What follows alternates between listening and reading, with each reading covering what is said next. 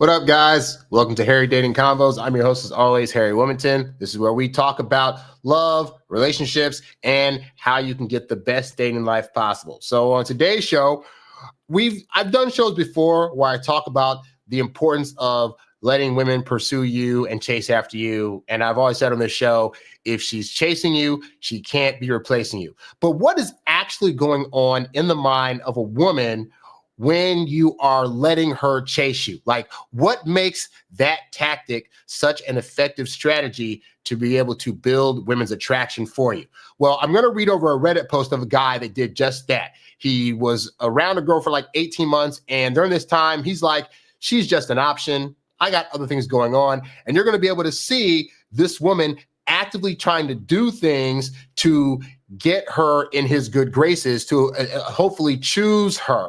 And so it's come to an impasse where she's now wanting to have a talk with him of some kind based on the fact that she's built up all these feelings. And so we're going to go over his situation, what he did very right, a moment in time where he almost did the wrong thing. And then we're going to talk about these 6 internal reasons and things that women are feeling when you are in fact letting her do the chasing that's going to make her build up attraction to you a lot quicker and a lot stronger.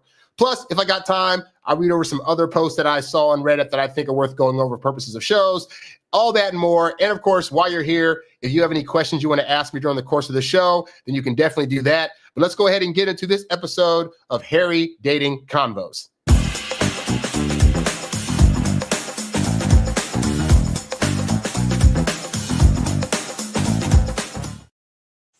And as always, this show is brought to you by my website, harrywilmington.com. You can go there to get my ebooks, audiobooks, as well as my various programs, including this. As always, this show is brought to you by Get Girls Academy, my exclusive program designed to help you attract, date, and keep the women you want. As a member, you'll gain access to proven strategies, insider tips, and bi-monthly group coaching sessions where we tackle your biggest questions live. Click the link in the description to learn more and join today. Yeah, so check that out at the website.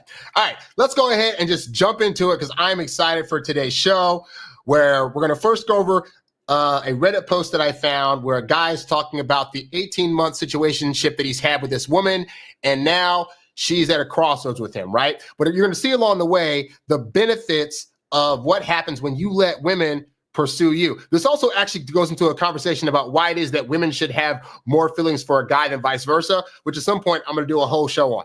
But with that said, let's get into this guy's situation, right? So the title of his post was Weird, We Need to Talk Text. So he said he got this text from a woman who he met over a year ago, and this is the context. So he's being as brief as possible. He says, I met her through mutual friends, and I hooked up with another female mutual friend.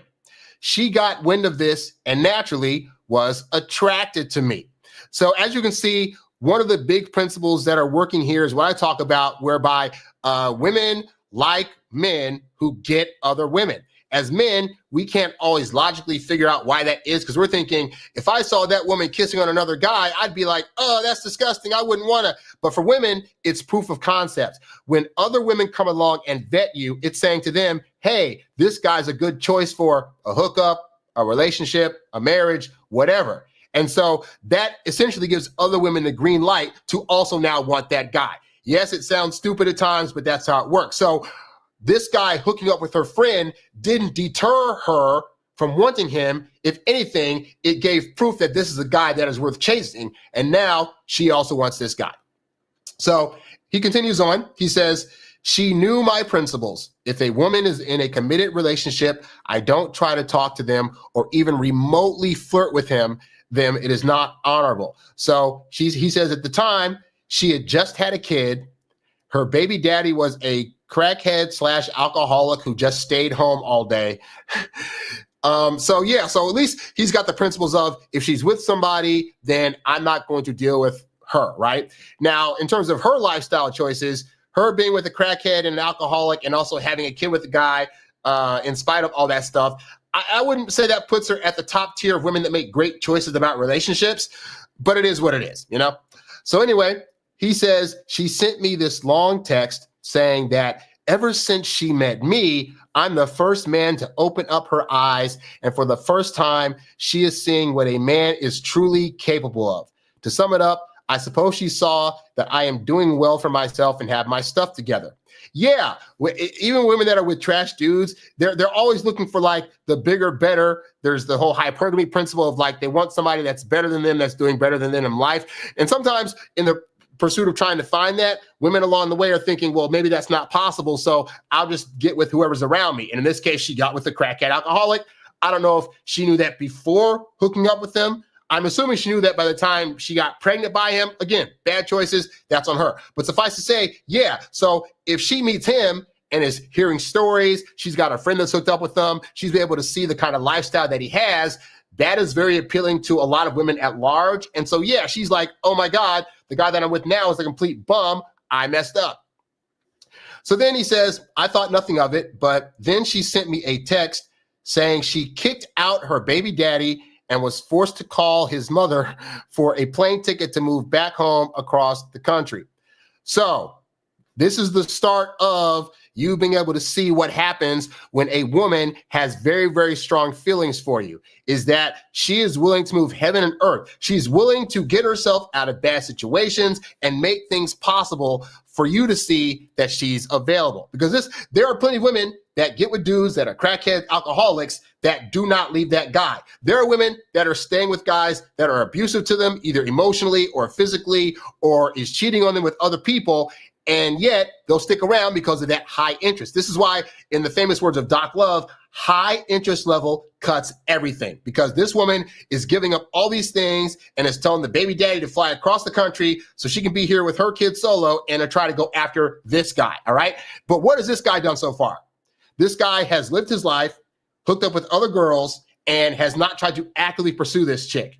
And in fact said, you're with somebody else, so I don't want you. So in other words, he has done nothing to apply pressure to this situation, which has given her time to sit around and really think about what kind of guy that she wants without him having to be an influence on her decision. And she decided of her own accord, this guy here is better. I want him. So now we begin the pursuit. So then he says, then she threw herself at me because now she's single. We hooked up a few times throughout the course of a year and change. In between the time that they're hooking up, right?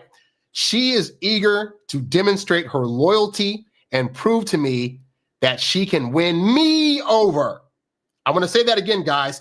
She's trying to prove why it is that she would be a good candidate for him.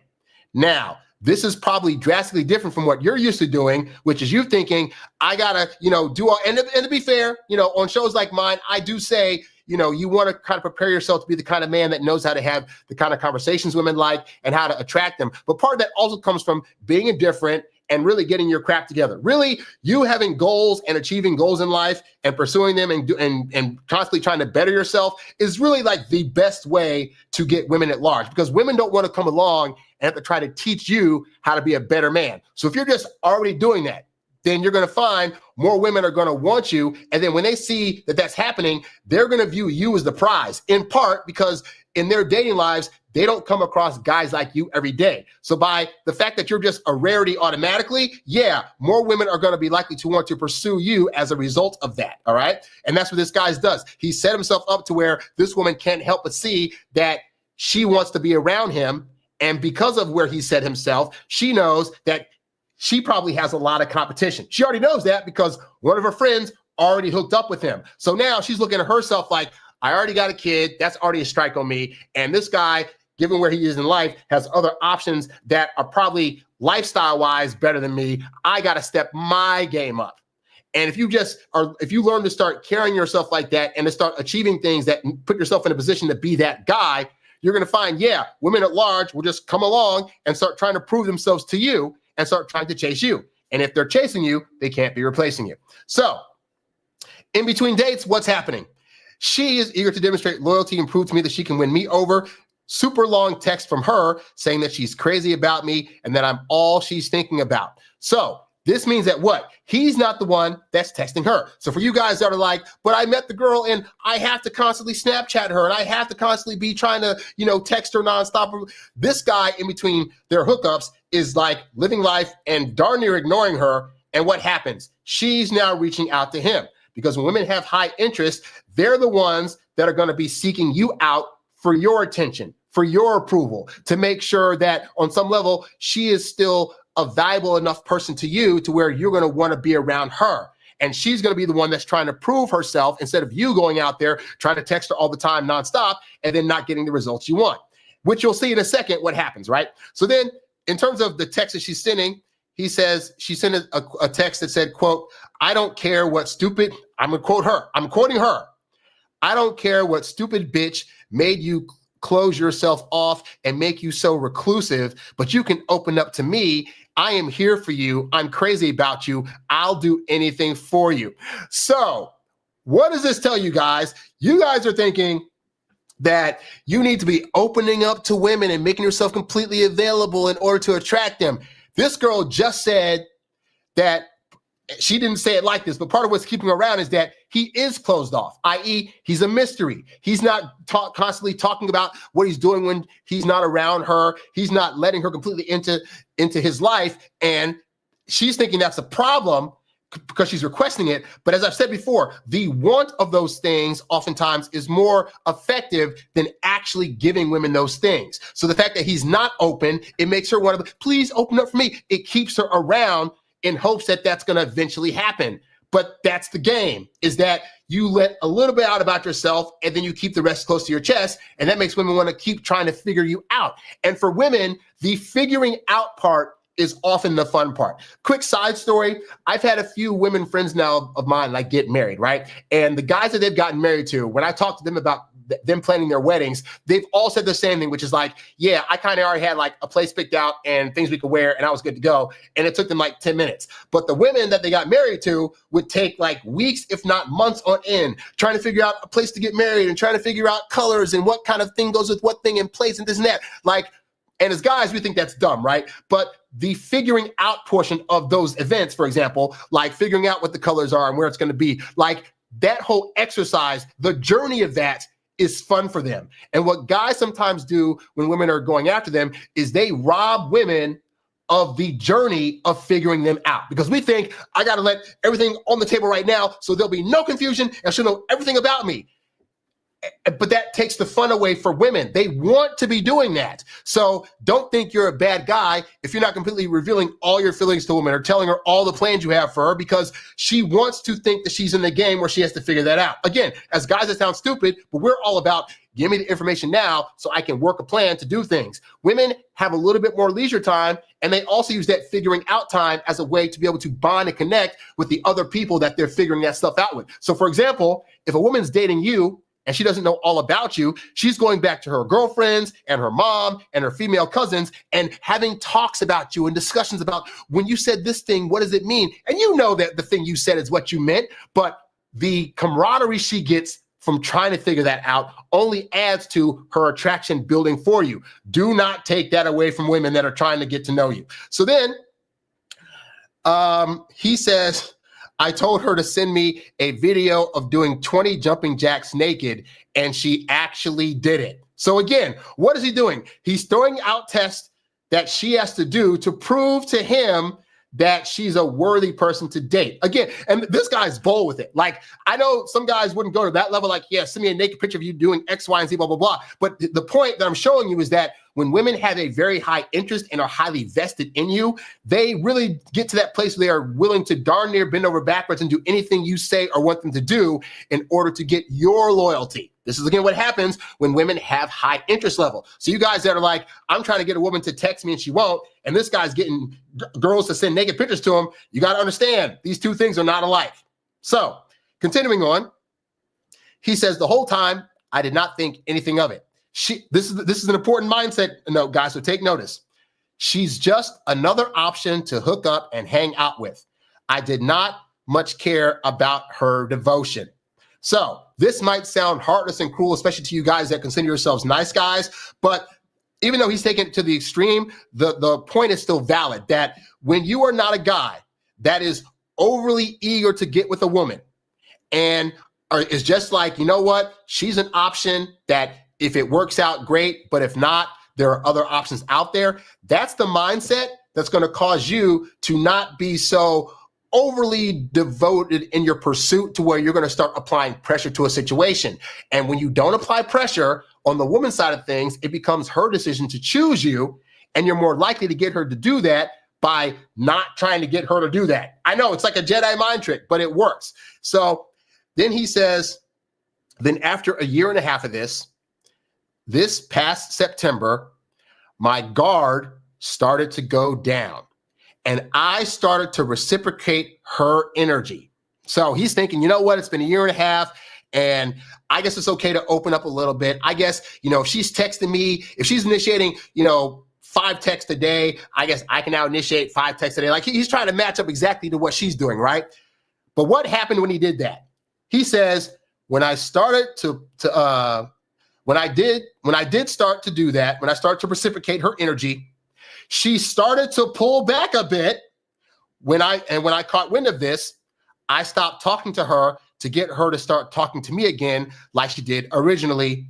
A month went by and then she did. So this is where we get into the idea that I tell you guys all the time, is that when you're pursuing a woman, the things that you're doing or saying to her, you should be doing at 1/3 the pace that she's doing it. So for every 3 texts that she initiates, you say 1 text. If she says, I love you 3 times, you say it 1 time, because women feel things 3 times as much. When you match her energy exactly, what typically happens is to a woman, it feels like you're doing 3 times more than her. So if she texts you 5 times out the day, and you initiate texts 5 times throughout the day, to her, it feels like you initiated 15 texts, which now makes her start feeling, oh, he's doing too much. It feels like a lot. Oh my God, this is too much too soon. And so this guy's figuring that out. For a year and a half straight, he was not trying to reach out. He wasn't trying to give back any kind of reciprocal energy. He wasn't trying to open up too much about himself. And what happened? She hung on to him like a sucker fish. As soon as he started doing a little bit more, she starts backing away. And then he starts realizing, oh crap, okay, so I was trying to match her energy. Clearly she doesn't respond properly to that. So now I got to go back. And this is the part where I get why guys feel like dating's a game, because these are the dynamics of the dating game that as men frustrates us. Guys that want to be straight to the point and be able to say the things they want to say to a girl and be open, all this other stuff. We learn the lesson this guy learns, which is when we do that, more often than not, it is to our detriment. And this isn't to say you can't ever be a guy that does these things, but as I try to stress to you guys, you cannot do it at the same level that women do it, because it's always going to feel like too much. And over time, it's going to start to make them feel like you're obsessed with them and they don't want that feeling. So you got to go back to, okay, you can be mad at what you want to do not working, but what's going to actually work to make her feel the most attraction for you that she needs to feel. And if that means that it's going to work best when you're backing off and doing nothing or doing little more or less than she is, then that's the strategy you got to go with.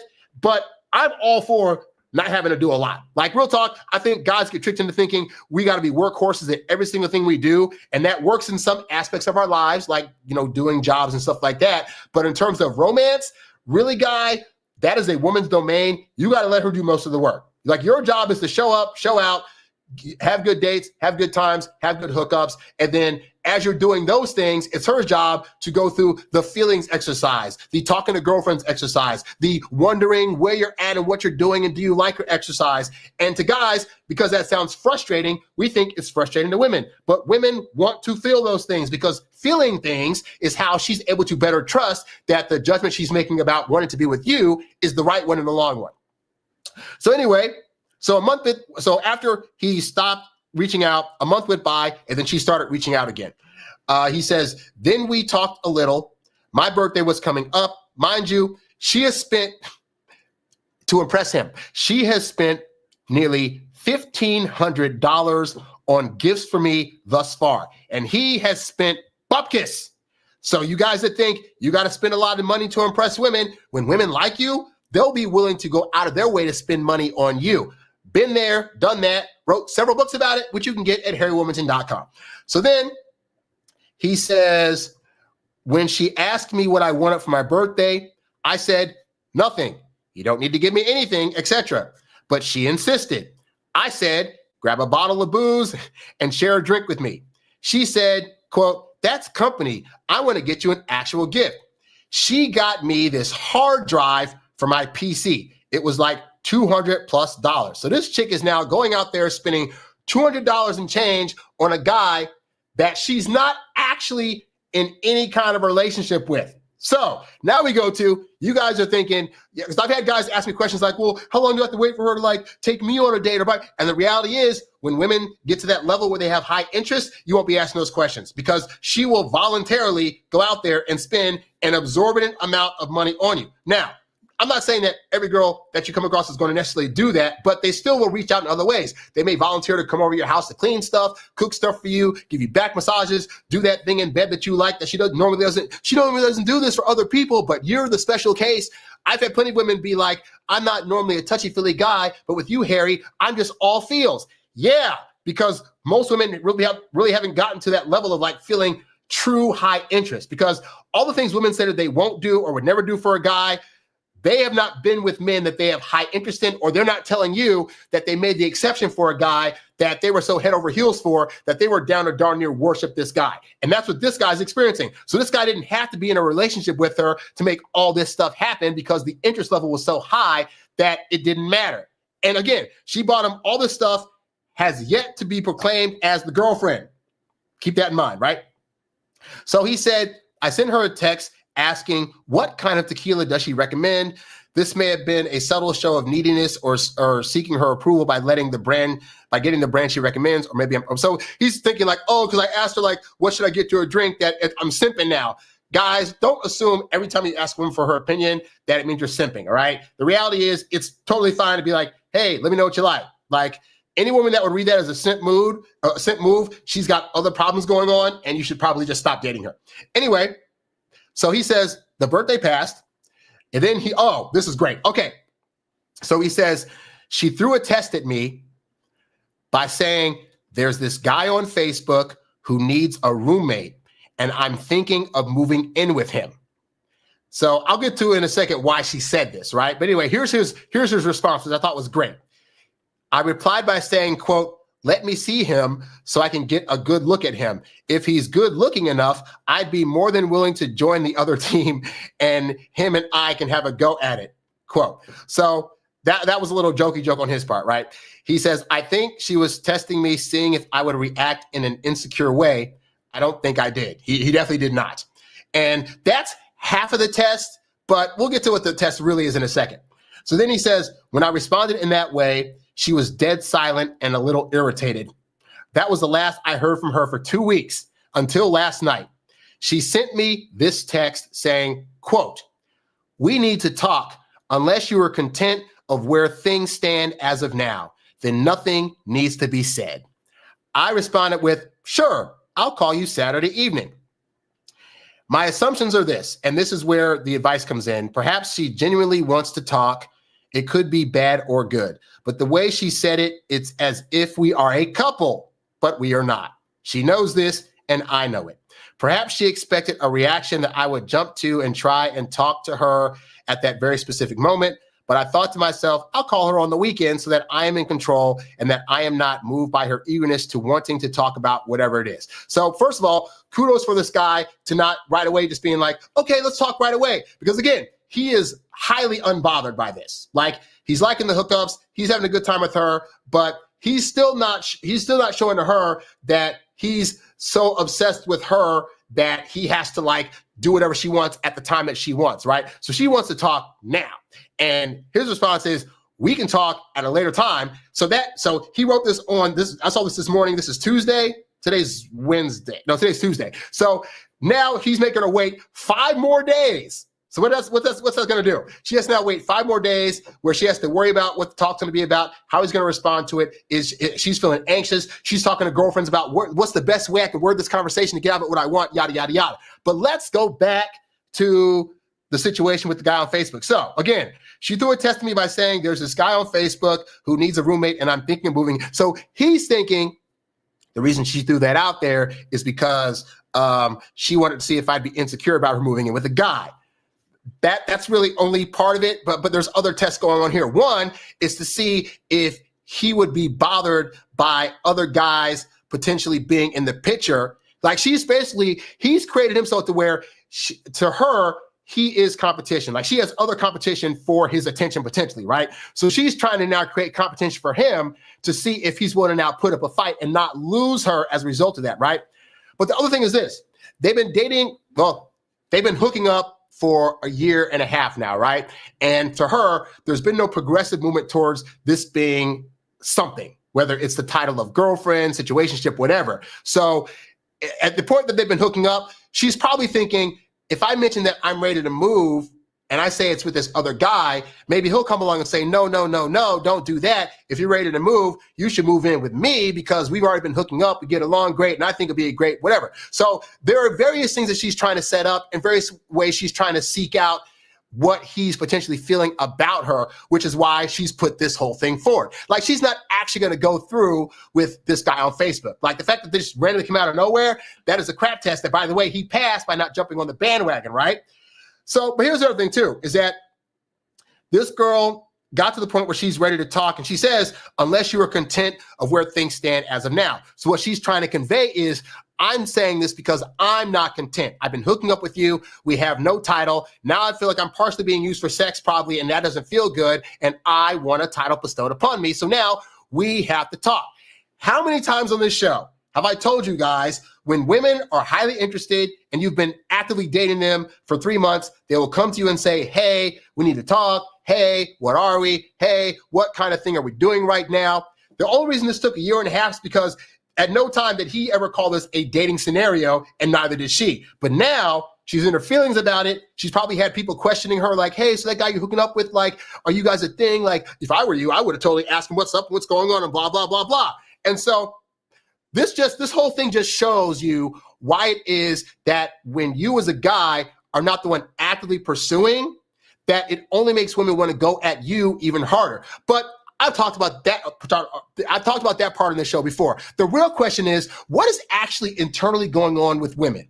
When you as a guy are going out with a woman, showing her a good time, whatever, but you're not the one that's actively bringing up things like feelings or bringing up things like relationship talk or titles and stuff like that. Because we're thinking as guys, we got to be the ones to bring that up. And that if we do it, it's a good thing. And it's a sign that we get to know that she likes us. But as you've probably figured out, like many guys have, when we try to ask them for things or try to overly show our affection or try to text a lot or whatever, usually women go by the wayside. So what is it that clicks in a woman's mind when you're not doing that stuff? When like you're taking her out, but you're not overly pursuing. You're not overly trying to see her all the time. You're not overly texting. You're not overly talking about feelings. What is actually going on in her head that ends up driving her to be the one that chases you and asks you for a relationship? Let's talk about those things, right? Because it's very, very important for you to know so you will not be conflicted. So here are 6 things that are happening when a guy doesn't over pursue. And these are things that are internally both in her like logical brain and also going on in her emotions, right? So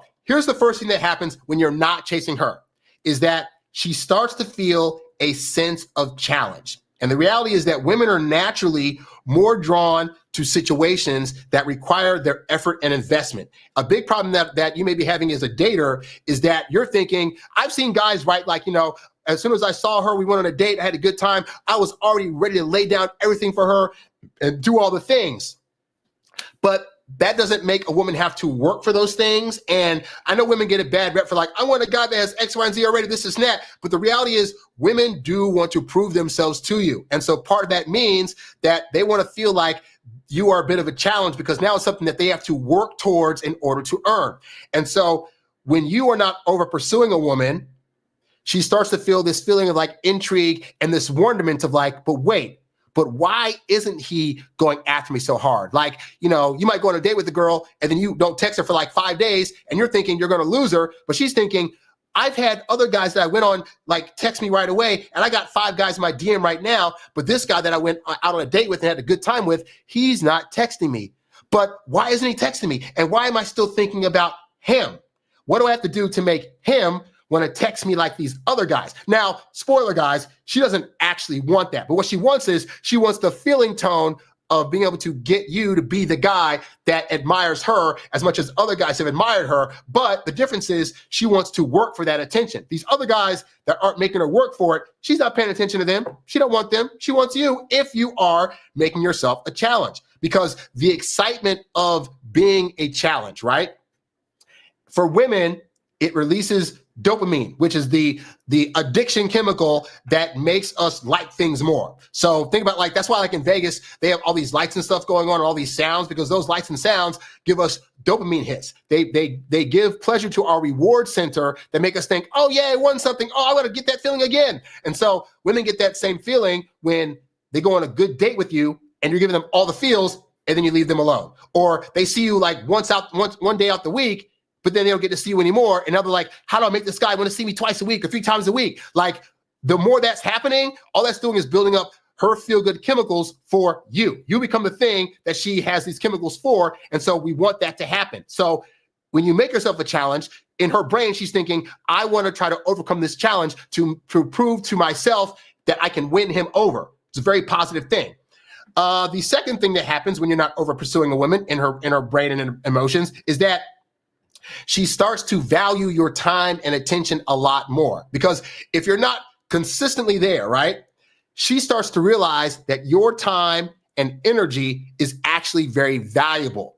And at the point that you start treating your time and energy like it's valuable, women will see that as such and then realize, oh, I got to be able to get him whenever I can. Because here's the thing, if you make yourself always available, that's probably what's making a lot of women not have as much attraction for you as they did in the beginning. Like in the beginning, you met her at a party or you met her online or whatever, and you guys went out and had a good time. And she's thinking, oh, I got to win him over and this and that. And then as you start to make yourself more available by way of texting, by way of being there for dates, by way of being able to just see her whenever, that's actually a net negative, because that doesn't allow her to value you. And women go after guys that they see has value. So when you're not overly pursuing, she starts to get the idea like, oh, he's not just trying to beg for my attention. He must have other things going on, whether it's other women, whether it's other goals you have going on, man. And that's also, you'll find that when you start to value yourself more, women will not flake on dates. Like, I haven't had women flake on dates with me in like a long time, because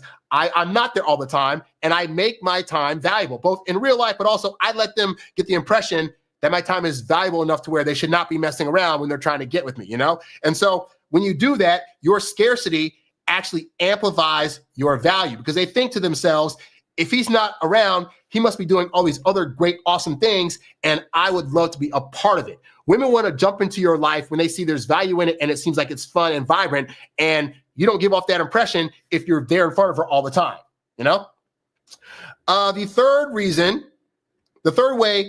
third thing that happens when you don't over pursue her is that she now feels free to explore her own feelings about you. You see, when you were there in front of her face all the time, you're thinking you got to negotiate with her. You got to try to talk about yourself and prove to her why you're so great.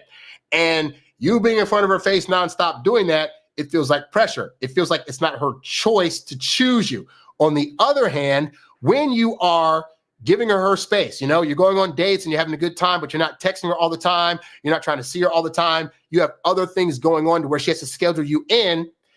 When you're not around, I've said all the time, a woman's brain is your absolute best friend if you're giving her space to miss you, because she's going to fill in holes in her imagination that you can't fill in when you're there, you know? Like, she's gonna be imagining what your life would look like together, or, oh, he's not here right now. He's probably off doing X, Y, and Z. He's on another date with somebody, or he's, you know, closing down that deal he talked about on a date. Oh my God, that's so amazing. Oh, I wonder if he's thinking about me. He's probably thinking about our future and blah, blah, blah. Like, she's filling in all those little blanks. And then also, it gives her time to sit down and think about how she felt about you when you guys were on a date together, or that conversation you guys had that was really deep. She has time to think about like how impactful that was, or some story you told about your life. Like, she's thinking about how great that was and how that cool would be if she was part of that story. Like, women build their feelings for you through feelings. And I don't think a lot of guys give women the space and time to sit with their feelings, because as men, we ain't got to sit through a whole lot. We go on 2 good dates. She smells good, got some nice boobs and a nice butt. We're like, I'm already down to go. But our assessment for women doesn't take a lot of time. And then we get mad at women because we think their assessment is as quick as ours, and it is not, because part of that is they need time to sit with themselves. So when you're not over pursuing, it gives her time to sit down and really sit with herself and think about the feelings that she's having. And as a result of that, she's going to feel more connected to you and more empowered to do things that are going to try to win you over, even though she won you over after the first date, you know? Another thing that happens when you're not over pursuing women is she associates you with stability and security. Because here's the thing, a guy that's not over pursuing is a guy that to her is projecting confidence about himself, about his lifestyle. Because think about this, a guy that's confident already knows he's the prize and therefore doesn't have to overly prove that to a woman he's going after. Too many men are trying to overprove to women that they are the prize. And you can't force a woman to think that you're the prize. You have to let yourself be patient, sit back a little bit, and let her sit on her own accord and think about those things. But you not overly pursuing her, it gives her the impression that you're not needy. You're not desperate. You're just simply a guy that's going around dating women. She happens to be an option that is part of the choices, but she's not the only option. And there is a sense of freedom that women get about that, but also a sense of security, because if you're not over pursuing, you're not doing things that make you look like you're going to fly off the handle or that you're going to end your life, for example, if she's not your girlfriend, because that's a lot of pressure to add to a woman, you know? And so for women, looking like a guy that's stable and that brings security is very important to their livelihood, because they want a guy that's going to be able to protect them and secure them. And that starts with how are you portraying yourself to these women? If you're doing things that look like you're not a stable person, or that you're very insecure, or that your lifestyle is one that's kind of dangerous, but not in the way that women want, then yeah, you're giving off like the impression of being desperate for her attention. That's not going to win her over. So when you don't over pursue, it allows her to say, oh, he's also a really stable guy. He seems pretty even keel. These other guys that are constantly my DM trying to beg me for their attention, whatever, like I'm afraid of that guy. But this guy that's not around all the time, I want to be around him all the time because I feel like I'd be safe around him. And you build that feeling up more when you're not constantly trying to over pursue her. Another thing that happens in women's brains is they start to experience FOMO, the fear of missing out. Because when you're not over pursuing, she starts to think, well, why isn't he over pursuing? And then at the times like between dates when you're not calling her and texting her, she's like, what is he doing that is so much more funner than me? Like, am I missing out on these great times that he's having? Hey, when I go on dates, and tell women all these type of stories about, yeah, I done been overseas. I done been to Bali now. I done been to Australia. I've done throwing parties at my apartment with friends. I done gone to Vegas a bunch of times. I done had these various experiences with celebrities in Hollywood because I film stuff for people. I've done X, Y, and Z. I make my life sound so fun that when I'm not texting her between dates, I've given her now a boatload of things to think about that I could possibly be doing that are fun that she doesn't get to be part of. And now she has to think about, man, like these other guys that I'm dating, they're talking to me all the time, so they must not be doing anything. But this guy, he can actually go 2 or 3 days without talking to me. Like, what is he doing during that time? Like, how am I missing out on the things that he's doing? And then if I'm dating, let's say I'm going on like multiple dates with one woman, right? Well, each date that I'm going on, I'm telling her more and more stories about things that I did in between dates that she wasn't a part of, but that she could have been a part of if we were together. Is it any wonder that women's feelings would start to grow a lot faster as a result of that? And so again, when you're not over pursuing, these are the things that get to happen. She has FOMO. You go on dates and tell her about more exciting stuff, and she just keeps thinking to herself in her moments that, man, I hope I don't lose out to this guy because whoever gets him is going to have a fun time, but I want to be part of that fun time. Whereas if you're over pursuing, they don't get that impression. And then the sixth thing that happens when you're not over pursuing a woman is that she actually feels respected and not objectified. Because this is the whole thing about when you're over pursuing, you're essentially putting a woman on a pedestal. So you're basically making her a deity, almost like, oh, I'll bow down to wherever you want, princess. I'll be there all the time. I'll over compliment you. I'll get you all the gifts and do all the things. And women don't like it when men pedestalize them, because at the end of the day, they want guys that think that they're better than them. You know, that's why women go for guys that have more money, more muscles, whatever, because in the grand scheme of things, women want to have the impression that the guy they're dating is better than they actually are, because they want to be elevated up by a guy. They don't want to have to try to teach a guy things and lead him and all this other stuff, right? So part of that means that when you're putting her on a pedestal, you are in a sense objectifying her. You're like, oh, you're so great and so perfect and so pretty and your boobs this and your body that and blah, blah, blah. And women get the ick from that, you know? Whereas if you're not over pursuing, then they feel, oh, he's coming at me in a respectful manner. Yes, we go out and have a good time, but he's not like having me be the end all be all, which applies pressure. Yes, we hook up, but when we're on dates, it's not just about how sexy I am or how good I look or whatever. And so that makes them feel more respected as a result. And I think guys that over pursue, they try to throw all the things at the door thinking, oh, it's going to attract her. Oh, I'm going to over compliment. I'm going to tell her he's so sexy, this is that. But it doesn't make women feel respected, you know? And so when you're able to space it out, and you're able to not do the most, you will find that that's going to actually foster a deeper connection from them to you, you know? So hopefully between the story that I told you guys earlier from the Reddit guy and between what you just heard now, that obviously it behooves you to try to find women that are highly interested. But the caveat also is that when you find these women, you're still gonna have to do things to keep their interest. Like I know with this guy's story, obviously, it doesn't look like he was doing stuff, but he was still keeping contact between dates. But he knew the attitude in which to move in life to where this girl is going to want to jump on him. You know, he wasn't over pursuing. He wasn't trying to constantly text her nonstop. He knew how to give her a great hookup because clearly this woman was willing to drop the previous guy that she was dating to be able to go after this guy, right? So you have to know what things you need to be doing. Even if it looks like you're doing nothing, there's still levels of things you're actually doing because in between, when they are on dates, there's conversations they're having together that's making her feel a certain way. There's certain actions he's doing. There's certain things that they're doing together, not just the hookup stuff, but also other things like that's making her feel these things. And if you don't know what those things are, then you're going to think, I got to do all these other things over here. I got to over pursue. I got to compliment. I got to buy these gifts to impress her. And that's not what's really going on, you know? So if you need help with that kind of stuff, you can join my Get Girls Academy membership program by going to harrywilmington.com and checking out the first page. You'll be able to see everything that is involved in the program, all the various things from how to, you know, do online dating, how to attract women, how to approach them, how to get them on dates, the kind of things to talk about, what the stage looks like when you get to the, you know, what are we phase, how to better communicate with women, and tons of other things that'll give you a leg up in your dating life in general. So you can go to harrywilmington.com and check that out. Also, you can go there to get a free copy of my ebook, Texting Women Like a Boss, which will help start you on the journey towards knowing the things to do and not do when you're trying to message women, because so many guys mess that up, and I don't want you to be one of them. So check all that stuff out at harrywilmington.com, all right? Somebody asked, you just answered my question before I typed it. I was going to ask you if she's crazy about you and all of a sudden you text her and ask her out, does that ever make her think I already got him? But the reality is, like, this is the word where guys get the pursuit part messed up, because yes, you don't want to over pursue, but over pursuing is not asking her on a date, because a date is just an inquiry. Like, to guys, we think there's all this pressure. If we ask her out on a date, she's going to know that we like her.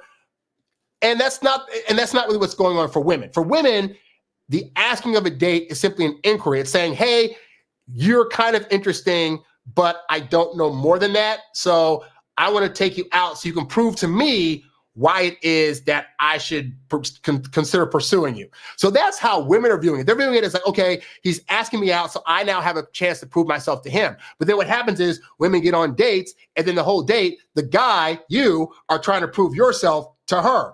And that's where women start to back off, because like, oh, wait, so he already sees me as the end all be all, and he's already like nervous and anxious. So clearly it means that he thinks that I have all the power here. I don't want all the power. So now I'm feeling lessed up. So that's why a girl that may say yes to you for a date may not go on a second or third date, because on that first date, you were showing her like that you were trying to pursue her and that she had all the cards. But when you asked her out, she was thinking, this is my chance to prove to him. That's why she showed up on a date with makeup on and smelling good and having her hair done that she probably paid like $100 for that day. Just toss this together. It rarely is tossed together. Like, I know I've done shows before where I said, you know, women, you know, before a date typically pay a lot for X amount of things. And it's been pointed out that, you know, if a woman buys a thing of makeup, for example, she has that makeup, it's good for like 3 months. So she didn't just buy that for the date. But there are still things women are doing. Like, you know, she might have gone out on a date last week and her hair looked one way, but then she had to go to work. She had to work out. Trust me, she got her hair redone for that date. She paid some money, right? But the point is, she's coming on these dates because she wants to prove to you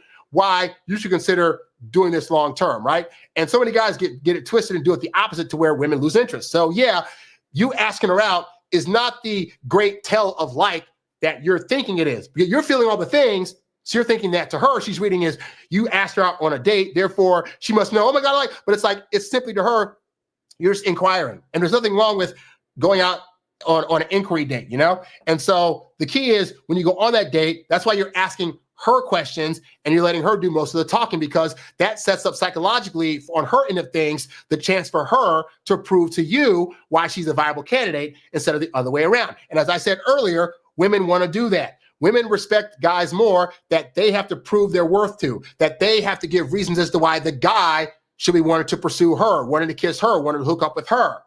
And those are the guys that they typically get most of the women, is they have the understanding that they go out there in the world and they have a bevy of options. They keep their lifestyle as such as where women can feel that this guy has an option and that for now, she's just an option. And men hear that and feel like it's going to be an insult. Like, why would I just tell a girl she's an option?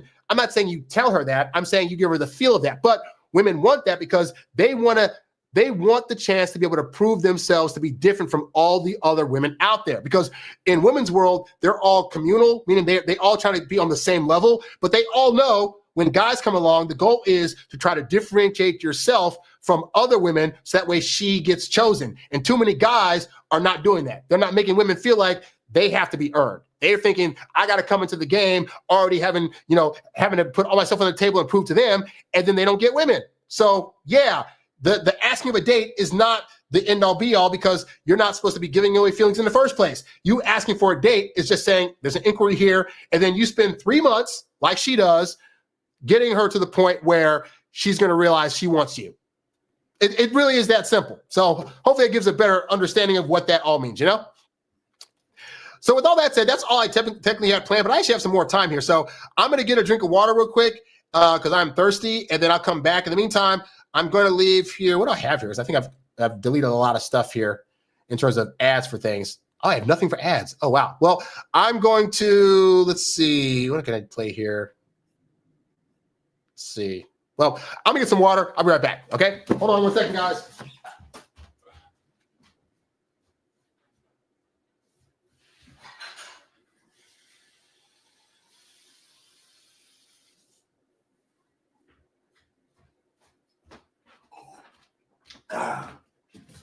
Delightful. All right. So let's continue on, guys. So there were some other things that I saw on Reddit this week that I kind of wanted to talk about. And I just feel like talking right now, so I'm going to do it. So let me see what this is here. Is this right? Okay, let me go here. Okay. So I'm going to chop these portions up and put them on separate videos, but you guys get to see me do them now. So I want to talk about singles events. You know, there's been a lot of backlash to singles events. I've seen a lot of videos now where, you know, you'll see women that said, oh, I went to a singles event and there were like no guys here. And then the other way I hear guys complaining about like, oh, I went to a singles event and like none of the girls would pick me. What's going on? And so it's become a thing where like almost a joke worldwide where like singles events get set up and lo and behold, like either men don't show up or women will go online and say, like, oh, I saw this creepy guy at an event, which makes guys want to go less to events, right? And so it's like, what do you do about that? Like, what can be done about singles events that could actually make men feel more like wanting to go and make women feel like they're going to get better results as a result, right? There was a guy that actually wrote about this on Reddit, and he said, I went to a singles event last night. I'm convinced that dating is dead. So he says, I went to a singles event at a trendy section of New York City, and the rules were that you had to bring in a member of the opposite sex to RSVP in order to keep the ration even. I think that's pretty good. Like the thing of like, hey, you got to bring somebody with you of the opposite sex so it won't be like, 50 women and like 2 guys. So fair amount of people, right? He said the crowd was attractive, average to above average men and women, aged from late 20s to early 40s. Most people seemed friendly and fairly social. There was a total of about 50 people rotating in and out throughout the evening. So 25 guys, 25 girls. Sounds pretty good, right? He says, from my observation, women were just simply not interested in or attracted to men as the men were to women. Most conversations seemed platonic, and I did not see a single exchange of contact info for the entire event. And he was there for the entire 3 hours. He says, my conclusion, I am starting to think that Aaron Clarey was correct. Women just don't like men that much anymore. They can earn their own income. Sex toys have gotten good enough that they don't need a man anymore. The average girl goes to work, yoga, dinner with the girls, then rubs one out with the latest sex toy and falls asleep to the latest Netflix rom-com. They are perfectly happy without a man. He says, I am not black-pilled yet. Maybe I am moving closer to the black pill, not ready to give up though. So I looked at that and I started thinking about, okay, having done this for a long time, I'm analyzing what it is about singles events that would prevent men from wanting to go and don't allow women the success that they were hoping for when they got there, right? And so I have come to this following conclusion that I think would be very beneficial for people that are trying to throw singles events. So I don't know if someone wants to steal these thoughts or ideas that I'm about to share, but like for the goodness of people that are trying to meet with each other, this is what I feel is going on, right? So the primary reason I feel that singles events don't work is because you have two conflicting things that are happening here, right? So let's start with women, right? Women don't typically like to feel as though they're being forced to have to choose any particular guy. And so when you put women into an environment where they're essentially being told, so these are the only options of guys that you have to choose one of these guys. There's going to be something in a woman's brain that is just like, I'm being forced to have to choose amongst these guys. That doesn't feel like something I want to do. And so even if there's like, this guy said that there were above average guys there, but even they were striking out. And then down in the comments, they were saying like, yeah, he said like, yeah, even some of the guys that would be considered like Chads or Tyrones, the top 10 ones, the top 1%ers or whatever, even they were striking out at this singles event. And so, but that goes to show again, when women are being told, hey, these are the guys, be forced to choose these guys, women want to feel as though they are the ones making the decision about the guys that they're getting with. When you just directly put men in front of women, more likely they're going to feel like their choice is now limited and they're not going to choose. This is why on shows like Pop the Balloon, for example, they'll line up 10 guys and say, hey, these are the 10 you got to choose from. And more often than not, that girl's not going to be happy with those guys, or you'll line up like 10 girls and one guy at a time will come out and most of those girls end up popping their balloon because they're like, that's a choice that we have to choose from. And once it becomes a have to for women, their brains check out. And so, yeah, that's why at these events, most women aren't really choosing guys because they're not really happy with the choices that are going on. Now, let's look at singles events from a guy's perspective, right? So for one, most guys are already not on board with like, I'm going to get there and be a sitting duck, right? But what's really going on? Well, here's the thing. Men don't like, I'm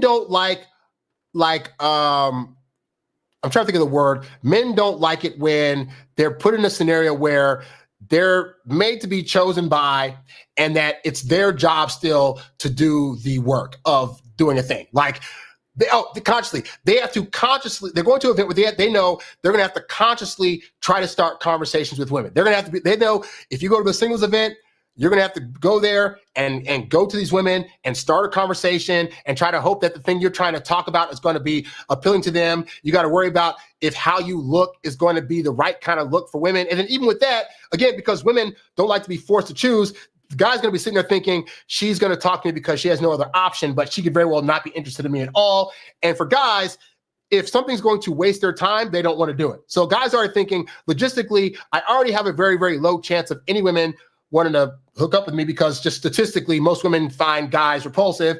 And then I still got to do all the work to end up getting rejected. This does not sound like fun. And so that's why most guys don't like going to singles events. So what is the solution here? Well, I've thought of something that could potentially work.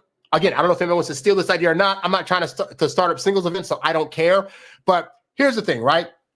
Is that for men do better in conversations when it's not, with women in particular, when it's not so direct on. And with people in general. Like, I found I've done more bonding with other men, for example, by like playing video games or doing something by proxy where we're doing the same activity together, but we're not directly looking at each other. We're not trying to say like, hey, let's get in front of each other's faces and start talking to each other, blah, blah, blah, blah, blah. And so, for men typically need some kind of activity going on that's going to like not make the talking thing be so direct, right? In the meantime, women need a scenario set up where, again, they're not being forced to choose any particular guy, They're not being put in a situation where it's like, I have to talk to these guys and blah, blah, blah, right? So what I have figured out is this, is that I think one of the best ways that people unintentionally bond is through game nights. Like, because men like games, women like games, like actual games, like board games, like card games. Like, I got a game name called Quirkle. It's pretty fun, where it's like a 6-player game, right? And so here's, if I was going to put together a singles mixer, right? Here's what I would do. I wouldn't do the thing of like, hey, I'm going to give you topics, and then you walk up to somebody and ask them a question. Because I've been to those. I've been to those singles mixers where you're supposed to walk up to a person with something in your hand and ask them a question. And that's always very awkward. But if you set up a scenario, right, where like, you know, okay, here's how I picture the night going. People come in, they register, and then they have these games that are laid out, right? It'd be like again, I have the game Quirkle. It is a 6-person game, right? So you have these games where 6 people can play. And in each game center, you would have 3 women and 3 men. And you would say, okay, so we're going to play 4 rounds of this game. So what we're going to do is like the people you're with now, you're going to play, you know what would be good for this? Like categories, right? Okay, for this round, you're going to play categories, 3 women, 3 men, sit them down at the table, and you're going to play for this round. So you got with categories, you pick a letter, and then there's like topics, and then you have to read through those, right? So that happens. They go through the round of the game. They write their stuff down, and then they have to share with each other the topics and stuff like that, right? And so then when that happens, you say, okay, you got to share the topic that you came, that the word that you chose for this letter and why, whatever, and then you got to start talking about that, right? So now nobody's in the mind frame of like, I have to be there to impress a woman or a man. I have to try to talk about a thing, this and that. You have a game that is a conversation starter right in front of you that is going to allow you to naturally write up. And even with that, with categories, sometimes you have to partner up with people. But even if you do it just as separately individuals, right? Everybody's just going to read their cards and what they put down and why, and have funny answers. So I wrote down swimming because of X, Y, and Z, or I wrote down this S word shenanigans because blah, blah, blah, blah, blah, right? And so in doing that, you're all going to be focused on the game, not each other. But by focusing on the game and giving answers, you have a game there that's going to allow for conversation starters to naturally happen. People will break out of their shell naturally as a result of playing the game, to where now somebody gives an answer like, oh, shenanigans. I wrote shenanigans too. Oh my God, what made you think of that? Well, I thought this, blah, blah, blah, blah. Now you guys are starting to have comparative answers. You guys are starting to like talk about what made you think of certain things and what it relates to. And all this is now coming out naturally by way of a game versus it feeling forced. It allows women to have conversations and hear from guys that maybe they wouldn't have talked to, but because he gave a funny answer or said something in an interesting way, now they're like, I wouldn't normally talk to this guy, but now he seems really interesting. Now it becomes her choice to talk to the guy. Meanwhile, on the guy side of things, we sometimes have a hard time figuring out what to talk about, but now we have a game that's going to allow us to actually come up with conversation things and elaborate on things. And it's like, oh, I'm opening up out of my shell because of this game. And then after that one round of the game, then you switch it up. You go to another table with 5 other different people, 3 guys, 3 girls, and you repeat. Do that 3 or 4 times. By the end of the night, everybody will talk to everybody, and everybody will be open to talking to people. And it'll be all because they did it vicariously through this game versus being so direct. That's how I feel that singles mixers would be the most effective for both men and women. So whoever's listening to this, feel free to take that idea and run with it, because again, the way singles mixers are going now, it's too proper. It's a thing where, again, women are thinking they have no choice but to choose from these guys, and men are thinking, I don't know how to start a conversation with these women. And so if we put it in a gaming context, it can be made to be a lot easier. So hopefully that idea can be taken with somebody and can be run with, because I want to see people get together, you know? So that was the one thing. Somebody said, somebody's got a question here. Let me see. We got a question in the chat, and the question goes, here's a question for you, though, in your road of dating. Since you were struggling back then with women, once you started to succeed, did you ever find yourself becoming a player, even though the goal was to stick with one woman or at least find that girlfriend? Or did you ever just say, damn, I want both, or Bo, LOL? I would say this, at the point that I got, because I talked about this with a friend of mine that just got married, and we both looked at the fact that, like, you know, when you learn all these dating skills, the hardest part is that at some point you eventually, the point of getting the dating skills is to find somebody to get with. And then at the point that you get with somebody and it works, you're like, great, I got them. And you now have a skill set that you can use on nobody else because you're trying to be faithful to them, then yeah, you can't be like, hey, babe, I'm going to go out to the skating rink to go test out some of my dating skills. I'll be back in like 5 minutes. But that's not going to happen, right? So I would say in the beginning, once I started getting good with the skills, there was a point in time when like I was able to date and or hook up with multiple people at one time.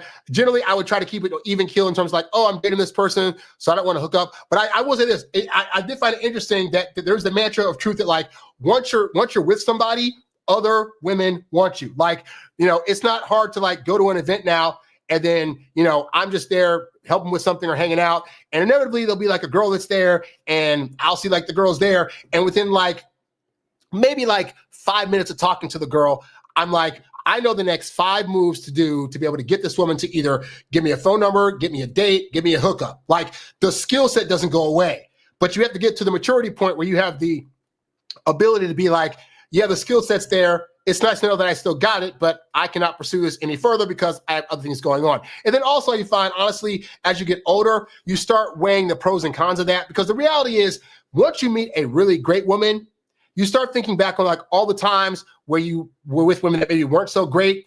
And you start to realize that while there are a fair amount of great women out there, it can take a while to find them. Do you want to keep putting in that work? Do you want to keep, you want to mess up with this one, potentially get with this one over here, only to find out that this one has some secret dark hidden past that she's not going to tell you about for the first 6 months. Like you start to kind of weigh the pros and cons of that approach and think to yourself, just because I have the skill set, does that mean that I should be using it, or do I actually want to? Because, once you find a woman that is not seemingly as crazy as the others, best believe, consider trying to make that option work, because it's really, if you've done a fair amount of dating, you'll start to realize that like it really is few and far between. Like finding a woman, for example, that like came from a 2-parent household, that has an even even keel on her shoulders, that actually has a good emotional stability and temperament, and is not going to blame you for the way you think about things or call you toxically masculine because you want to say certain things over others. Like you start to realize like those women are few and far in between. So when you get one, treat her as right as you possibly can.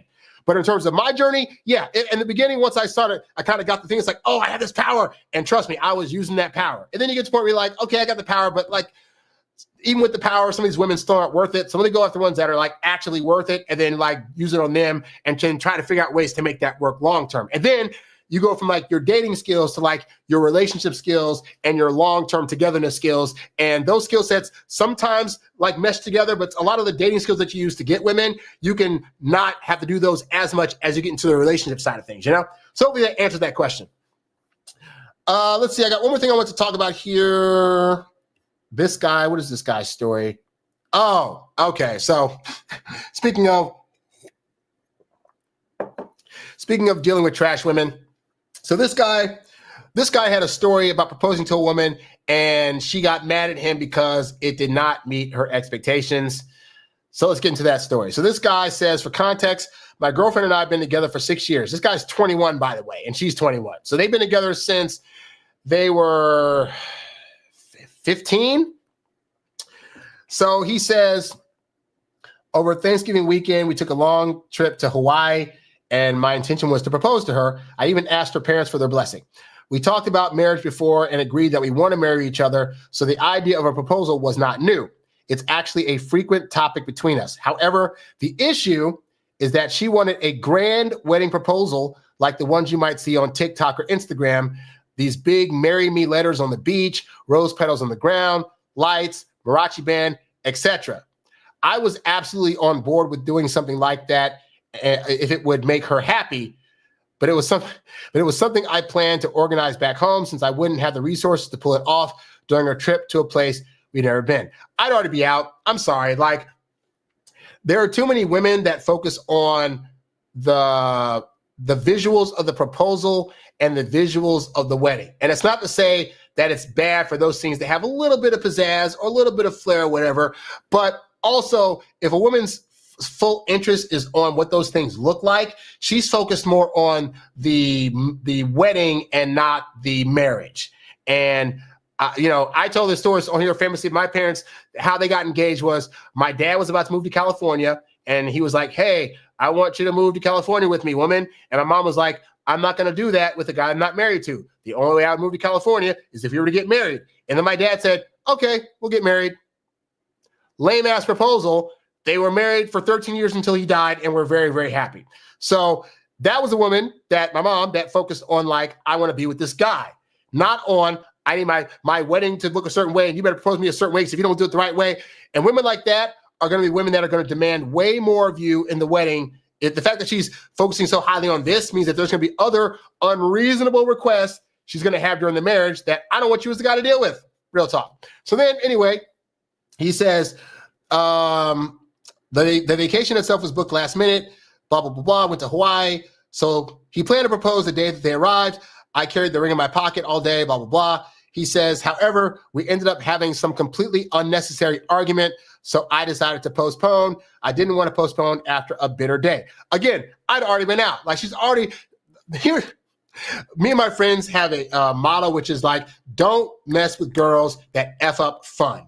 If you're going on a vacation with a girl, that is the last place you should be fighting, especially if you're the one that's mostly paying for the trip. There should be no kind of fighting whatsoever coming from her end. The fact that that's happening on a trip, she's willing to F up fun that you paid for her to have a good time, she'd already be out because she's willing to F up fun on a vacation. She's willing to F up your marriage and relationship because I just got to say my thing and I don't appreciate you and blah, blah, blah, blah.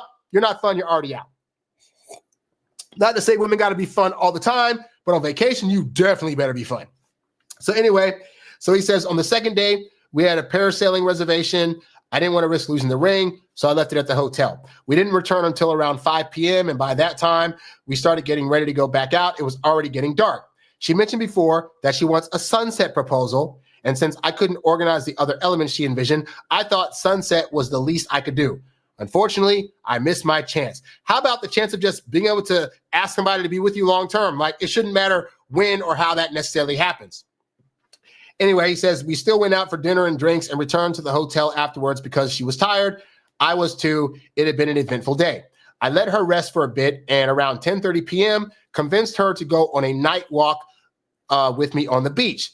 This was when I planned to propose. I could see that being a nice way to propose. Like, you know, if the moon's full or even halfway there, it's glowing. You're in Hawaii. I've been to Hawaii twice now. Trees, beach, water, sounds. It's all lovely.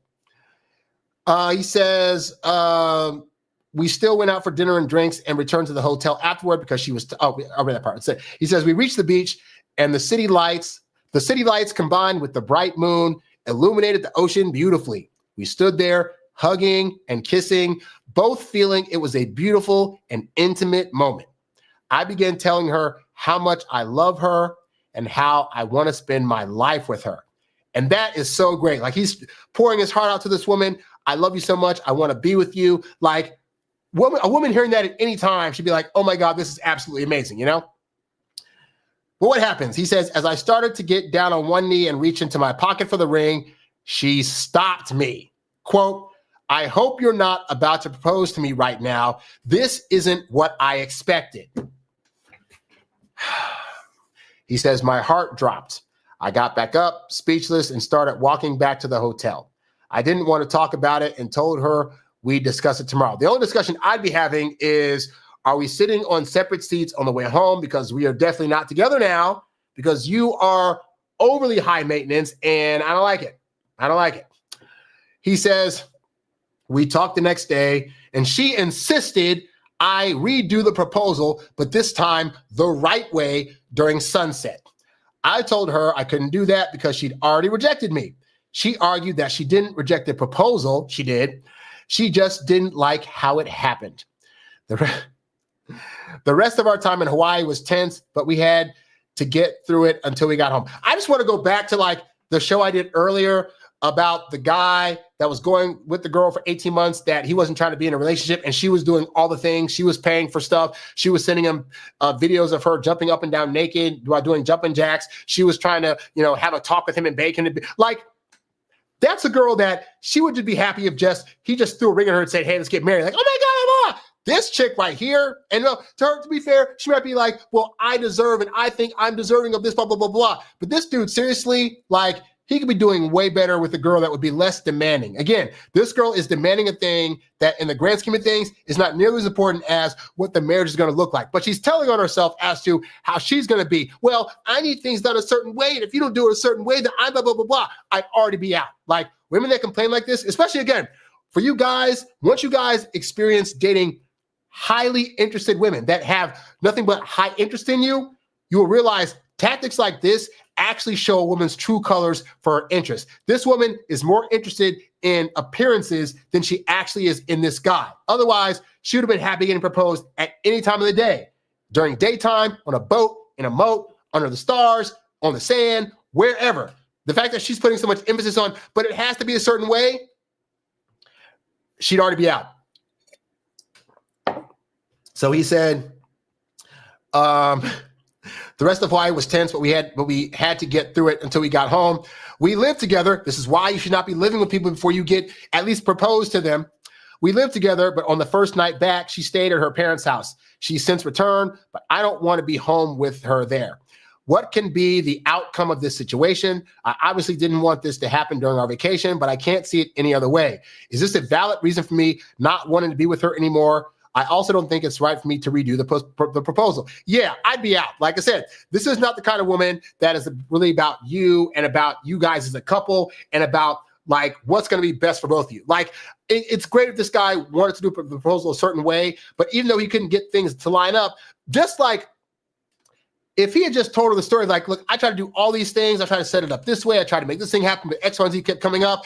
The story should have been enough to show like he's putting in all the effort to try to do the proposal as best as possible. And in the moment, this is what he came up with. And the fact that she's not even willing to listen to that kind of stuff and it's just like, no, but it's got to be like, again, that you got to ask yourself, is that a woman that has high interest? And is that a woman that's going to be easygoing during a marriage? I want you guys to get with women that are going to be easygoing. This woman is showing her whole ass off, showing that she is in fact not going to be easygoing. And hey, they're both 21. They're still young. Maybe she's thinking, well, I can find another guy that'll give me a better proposal. But here's the thing. If she found a guy that she was highly, highly interested in, he could give any kind of proposal and she'd be happy that he just wanted her in the first place. So I'd be looking at this objectively like she's already being kind of sus with her reaction to the proposal and how it was. I think I need to back away. Now I get it. He's got 6 years invested, so he's got sunken cost fallacy. But guys, it's better to know now, regardless of how much time you put in, it's better to know now to get away from a bad partner that's going to cause you long-term pain than to continue on staying with that person. So if I were him, yeah, I wouldn't propose again. I'd be out. And then if anything, if a proposal were to happen, I'd make her do it to me because he already put his stuff through and it wasn't good enough. Fine. You do a proposal to me that you think is going to impress me and I might consider it, you know? But yeah, that's the trash woman. Don't get with women that are not easygoing guys because here's the thing. People think that relationships are hard. And it's not that relationships are hard. It's that life is going to throw crap at you that's going to bring about challenges. But the challenge should not be your partner's attitude. That's the one thing that'd be like, hey, we're about to go through a tough time, but we both got each other. We're going to speak to each other respectfully still. We're going to help each other through this hard time that's being thrown at us. It's not the woman you're with trying to do things like this that then cause tough times. Anyway. Got a question in the chat? And the question goes, what about serial ghosters? Women who come and go into your life, ghost for weeks, come back for weeks, wash, rinse, repeat. Well, women that do that know that you're accepting of that behavior. So if it were me, this is why I tell you also, be indifferent to things that women do and continue to date other women. Because here's the thing. If you let a woman feel that you're bothered based on what she's doing, then she knows she has control of your emotions. Spoiler, women don't want to know that they can control your emotions like that because if you guys are in a situation where real danger arises and some other entity out there is able to control how you react and respond to things, that's going to be bad for her. So yeah, a woman that knows you're going to do this, she's not going to ever seriously date you because she knows that she controls the puppet strings. Versus if you're a guy that's just indifferent, like say, because sometimes in the beginning, a woman will like, you'll be interested for a little bit, and then maybe she doesn't text back for like a day or two. And sometimes it's just she's busy or whatever, but other times it's to see, hey, you know, maybe that woman's been in situations with other guys where they were texting her nonstop and they became obsessive and it was a danger to her. So she goes away for a little bit just to see how you're going to react. And if your response is, okay, and then you go on to somebody else, then she'll know, oh, he's not obsessed with me. Why? Just go back to the show. Why is he not obsessed with me? Oh my God. Okay. He's not as desperate for me as I thought, but now I need to prove to him why he should want me around. And then they come back. And then when that happens, the goal is you don't fall for the bait of, I got to now try to keep her around because that's going to chase her back away. So I've had women before that would, you know, I was doing all the things and trying to beg for their approval and do things to like show that they should pick me and they'd go away. And then at the point that I stopped doing those things and I stopped reaching out and I stopped being so needy, they would come back to me. But when early in my dating phase, when I was bad at this, I didn't know that that's what was happening. So I would ignore them. They'd come back. And what would I do? Oh, they're back. Now let me throw back on all this attention. And then they'd run away again. Oh, they left me. I'd leave them alone. And then they'd come back. So what was actually happening was every time they came back, I did the wrong thing of giving them all this attention instead of setting it up to where they have to prove to me why they deserve my attention. Things like, again, not texting all the time, not over complimenting, not trying to buy them a whole bunch of stuff, not trying to see them nonstop. Like the guy did earlier in the story was just like, hey, in between dates, like she'd be reaching out to me. Why? Because he wasn't reaching out to her, which also proves the theory that women want to chase men. And when men are the ones that are trying to chase after women, you get this pattern of ghosting, because what happens is this: you're chasing and pursuing, thinking you got to do all the stuff. It becomes too overwhelming. So she goes away. At the point that you leave her alone, that overwhelmed feeling starts to go away. And she's like, I wonder what happened to so-and-so. He's not chasing me as much. And it's not that she's trying to play it as a game. It's just like, naturally she liked you, but you caused too much pressure, which made it feel like it wasn't her choice to choose you. So she backed off, and then you backed off, which gave her feelings time to be like, I think I want to choose him again. And then she comes along and says, hey, I'm trying to choose you. Oh, you're choosing me. That's great. And then you add all this extra energy, and then she goes away again. So you have to learn that if you're doing that pattern, what that means is that anytime she's around, you as the guy are showing her too much. You're overextending yourself, and it causes her to be like, I thought he had calmed down, but clearly he hasn't. I got to back away again. If you just learn to be more patient in the first place, then that pattern won't happen. It really is that simple. Question in the chat here. We got a question in the chat, and the question goes, did you ever deal with women who were good people, mentally there, etc., but she had a fear of you leaving if she ever brought up a relationship, even though they come from a good family? Yes, all of them. And that's how it should be. Because here's the thing, right? Her fear of you going away if she brings up a relationship isn't going to stop her from coming to you to ask for a relationship. I know it sounds dumb, right? Let me walk you through it, right? So if you're dating a woman properly in the first 3 months, right, what's going to happen is around month 1.5, she's going to start having her girlfriends and people around her asking questions like, so where's this thing going? What's going on? You guys have been talking to each other, seeing each other, this is that, right? And then also on her end of things, she's like, she doesn't like the idea of giving you free sex and free attention without there being a title. But she understands she still needs to figure out some stuff on her end about you and feel things about you, right? So around the 2.5 month mark, though, she starts having a problem, which is the problem is that she wants a title. You haven't brought it up. And now she's wondering, is it because you don't want a title or you don't see her as potential relationship material? Because if you've been doing the job right up to this point, she's in her head, she's been doing all the things to prove to you why she should be the girlfriend. And yet and still, you haven't brought it up because I've taught you, don't bring it up. So when that happens, she starts to realize, she wants this title. And she also knows that, but if you're not ready for that and she brings it up, there's a risk that you could go away. And that is a logical thought. But women, that's an analytical thought. Women typically work on emotional logic. And so what will happen is her emotional logic will say, but I'm just feeling all these things. He has to know it. And then, by the way, most guys don't get to this stage because most guys are so intent on like trying to tell a woman what his feelings are and asking her for a relationship that most guys don't see this part.